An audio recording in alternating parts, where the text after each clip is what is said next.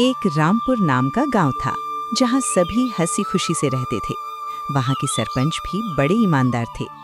वहां सभी लोग घुल मिलकर रहते, सभी एक दूसरे की मदद करते। अरे विमला मौसी कैसी हो?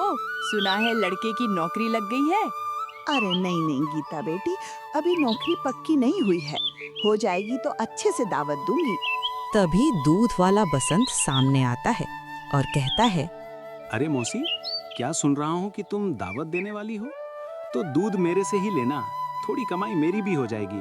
अरे हाँ हाँ बसंत बेटा, क्यों नहीं, हम सब तो तुमसे ही दूध लेते हैं। अच्छा अच्छा ठीक है मौसी, चलता हूँ। गांव में ढेरों जगह दूध पहुँचाना है।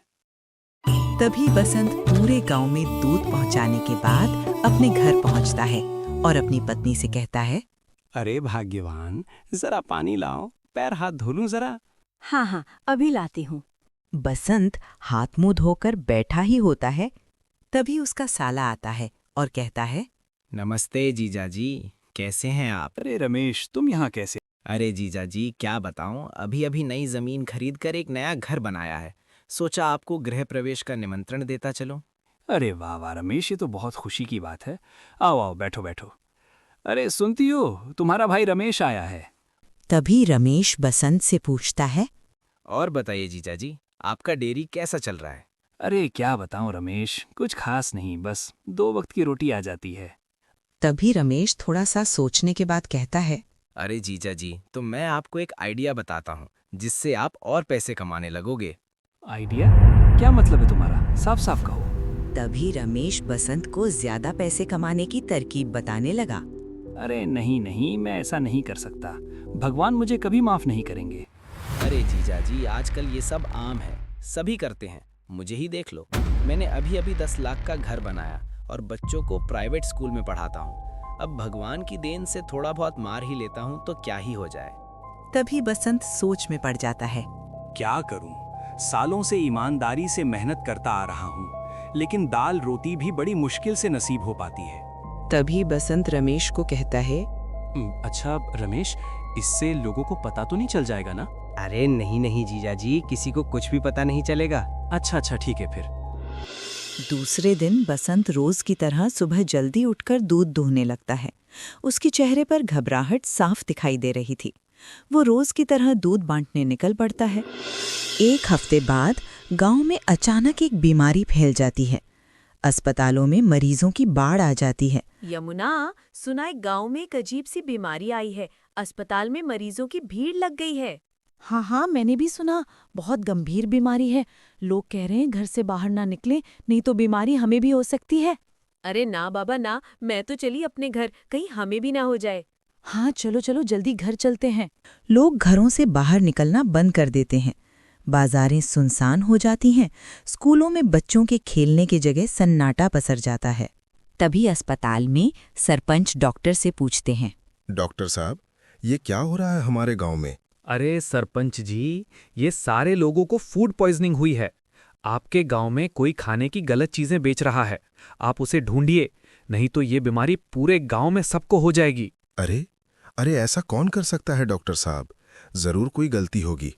आप जरा देखिए तो, हमारे गांव में सब अच्छे और ईमानदार लोग रहते हैं, वो कभी ऐसा नहीं करेंगे। अरे सरपंच जी, आप समझने की कोशिश करिए।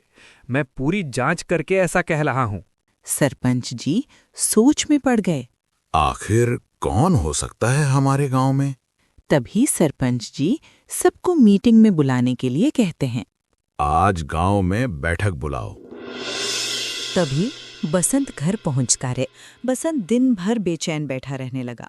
हालांकि उसने आज दूध बेच के डबल कमाई की थी, फिर भी वो खुश नहीं लग रहा था। बसंत घबराने लगा।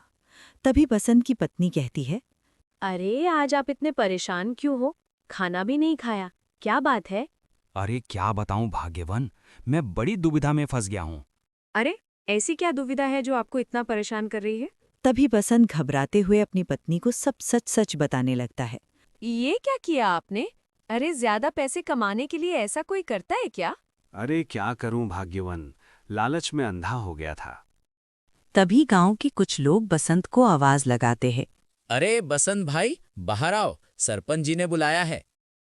लगता है गांव में सभी को पता चल गया है। अब क्या करें? अब क्या हो सकता है, जाके देखिए क्या कह रहे हैं।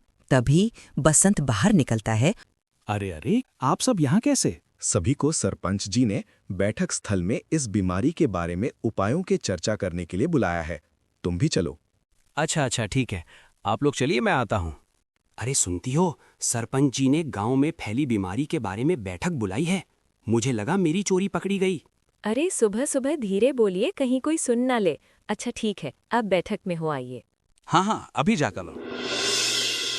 गांव के सभी लोग पंचायत बैठक में जमा होने लगे। सभी ध्यान से सुनिए। आज हमें डॉक्टर साहब से पता चला है कि गांव में घटिया क्वालिटी के खाने की वजह से ये बीमारी फैली है। हमें इस घटिया खाने पीने की चीजों को बेचने वाले को पकड़ना होगा। अरे ये क्या कह रहे हैं सरपंच जी? ऐसा कैसे हो सकता है? अरे हाँ सतपाल, यही सच है। आज सभी के दुकानों में जांच होगी। अरे हाँ, अरे ये ठीक हाँ, रहेगा। चलो चलते ये हैं। ठीक रहेगा। चलो चलते। हाँ, बिल्कुल सही कह रहे हो। सभी लोग गांव के दुकानों में पता लगाने जा ही रहे होते हैं, तभी एक अनजान आदमी सबको रोककर कहता है, सब लोग रुक जाओ, मैं जानता हूँ कि किसने घटिया माल बेचा है। ये देखिए, आपके गांव में क्या हो रहा है। आपके गांव के दूध वाला बसंत पानी में केमिकल मिलाकर आप सबको बांटता था, जिससे ये बीमारी फैली थी। ये देखिए, मैं रास्ते से जा रहा था, तभी ये देखा और रिकॉर्ड कर लिया। अरे क्या तुम सच कह रहे हो? हाँ, मैं सच कह रहा हूँ। तो ठीक है, फिर चलो सब बसंत के घर चलते हैं। इसके बाद सब लोग बसंत के घर पहुंच जाते हैं और शोर मचाने लगते हैं। अरे बसंत धोखेबाज, जल्दी बाहर आओ। हान यार, बाहर आओ, बाहर आओ। हान, बसंत धोखेबाज, बाहर आओ। तभी बसंत और उसकी पत्नी बाहर आती है।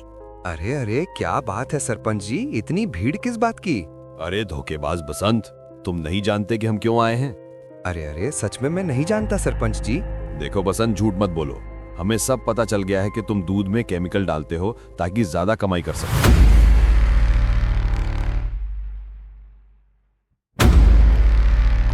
अरे सरपंच जी, ये आपको किसने कहा? हमें सब पता है, हमारे पास सबूत है। अरे सरपंच जी, मुझे माफ करने, मैंने अपने साले के बहकावे में आके ऐसा किया और कुछ नहीं है। मैं अब से ऐसा नहीं करूंगा। क्या कहा? तुम पूरे गांव में महामारी फैलाकर सिर्फ एक माफी से बचना चाहते हो? अरे नहीं सरपंच जी, ऐसा नहीं है। मैं इस गरीबी से परेशान था। दूध बेच के खाने तक के पैसे नहीं जुटने लगे थे, इसीलिए मैं बहकावे में आ गया। ऐसा था तो दूध का रेट बढ़ा देते या फिर हमें कहते, हम तुम्हारी समस्या का हल मिलकर निकालते। मैं डर गया था, इसीलिए किसी को नहीं बताना चाहता था। अगर सच में ऐसी बात है तो ठीक है, तुमको ऐसे छोड़ तो नहीं सकते, सजा तो देनी होगी। अब जो सजा दो मैं तैयार हूँ। तो आज से जब तक गांव के सभी लोग इस संक्रमण से मुक्त ना हो जाएं, तुम सभी मरीजों की सेवा करोगे जिससे सब जल्दी ठीक हो पाएं।